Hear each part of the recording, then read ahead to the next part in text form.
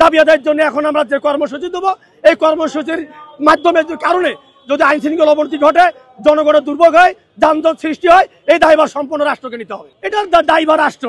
যেহেতু এই কর্মসূচি আমরা গত বৃহস্পতিবারে নিয়েছি, এই গত বৃহস্পতিবার কর্মসূচি ঘোষণা দেওয়ার পরে যদি সরকারের অধীনস্থ শিক্ষা মন্ত্রণালয়ের দায়িত্বরত যদি আমাদেরকে নিয়ে যদি আজকে এইরকম সিদ্ধান্ত দিত, তাহলে তো এই জনদুর্ভোগ হতো না বা যানজটের সৃষ্টি হতো না।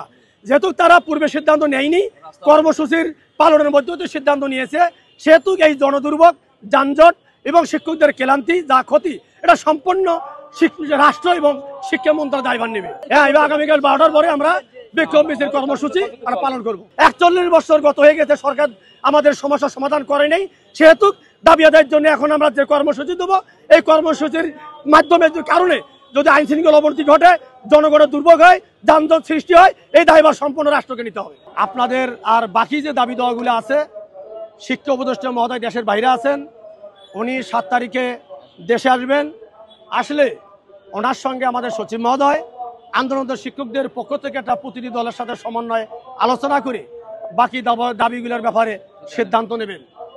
এই আলোচনা সাপেক্ষে আমাদের কেন্দ্রীয় কমিটির সিদ্ধান্ত মোতাবেক সচিব মহোদয়ের পুরো আস্থা বিশ্বাস রেখে, ওনার অনুরোধের প্রতি সম্মান রেখে আপাতত এই লং মার্চ কর্মসূচির মধ্যে দিয়ে আর রাস্তা অবরোধ করা হয়েছে, আপাতত আমরা অবরোধ প্রত্যাহার করলাম। এবং আমাদের পরবর্তী দাবি বিষয়ে আমাদের প্রজ্ঞাপন বা গেজেট না পাওয়া পর্যন্ত আমরা আমাদের সাবেক জাতীয় প্রেস ক্লাবে যেখানে আমাদের স্পটে আমরা অবস্থান ধর্মঘট চালিয়েছিলাম, সেখানে আমরা গিয়ে আবার অবস্থান ধর্মঘট আমরা চালাবো।